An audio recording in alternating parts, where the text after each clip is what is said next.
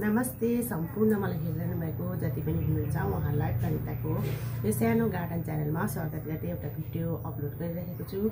आशा गर्छु तपाईहरुले मलाई पूर्ण रूपले साथ सपोर्ट दिनुहुन्छ भनेर अनि पूर्ण भिडियो हेरेर आफ्नो प्रतिक्रिया पनि लेखिदिनु होला। अनि तपाईहरुले के कस्तो लाग्यो मन पर्यो भने लाइक अनि जो नयाँ हुनुहुन्छ उहाँहरूले चाहिँ मलाई सपोर्ट साथ गरेर सब्स्क्राइब पनि गरिदिनुहुन्छ भन्ने आशा राख्दै आजको भिडियो आज चाहिँ मैले चाहिँ अब यहाँ इस्कुस लगाएको छु। अनि मैले यो तपाईहरुलाई किन देखाएँ भनेर सोच्नु हुँदै होला, किनभने चाहिँ अब यो इस्कुस चाहिँ अब मैले किन लगाएको छु भने चाहिँ म चाहिँ अब गरम ठाउँमा छु अनि यहाँ इस्कुस चाहिँ फल्दैन, तर हामीहरूले चाहिँ यसको मुन्टा चाहिँ हामीले खान सक्छौँ। यसरी इस्कुसको जब हामीहरूले ल्याउँछौँ इस्कुसको फल त्यो खानु सब्जी, त्यसमा धेरै दिन राख्दा टुसाहरू आएको छ भने चाहिँ यसरी बारीमा हामीले लगाइदियौँ भने यसको जुन मुन्टा चाहिँ हामीले एकदमै मजाले खान सक्छौँ।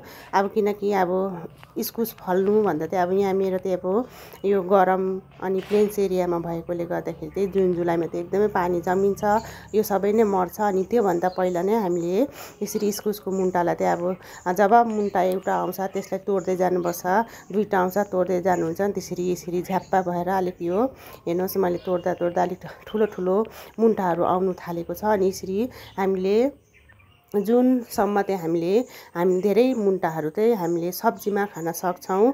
अनि त्यसरी अब जुन छिप्पिएको इस्कुसहरू हुन्छ त्यसको पनि हामीले फ्याङ्नु परेन। अनि साथै हामीले सब्जीको लागि पनि यो मुन्टाको लागि पनि हामीले यसरी चाहिँ बारीमा लगाएर पनि मुन्टा मात्रै खान भए पनि यो इस्कुस हामीले यसरी लाउन सक्छौँ। यसरी मैले धेरै नै लगाएको छु। अनि हामीले यो मुन्टा एकदमै मनपर्छ भने तपाईहरुले प्लेन्स एरियामा छ भने यसरी इस्कुस लगाउनुहोस् अनि तपाईहरुले त्यो मुन्टा खान सक्नुहुन्छ।